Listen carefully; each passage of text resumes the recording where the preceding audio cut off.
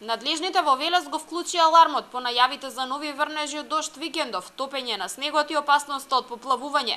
Градоначалникот Славчо Чадиев информира дека е проширен составот на кризниот штаб.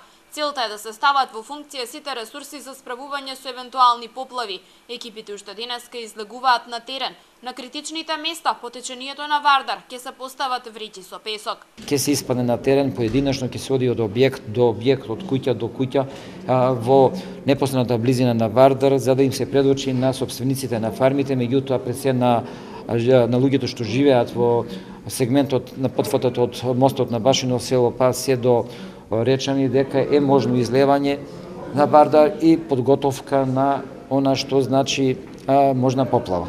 Припадниците на МВР, армијата, градежните фирми, урбаните и местни заедници, Црвениот крст и институции на владини организации. Сите екипи се мобилизирани за да се превземат потребните превентивни мерки.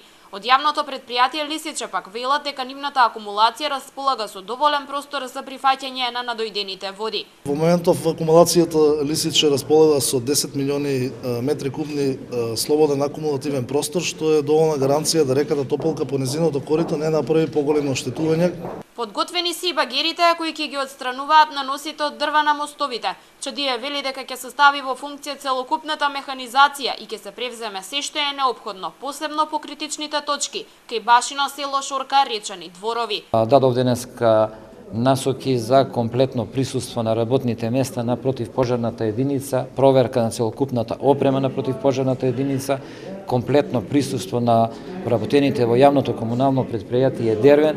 За информација исто така и спортскиот центар, значи ние е подготвен за се што би ни затребало, значи за пренос на работи, на ствари, доставање.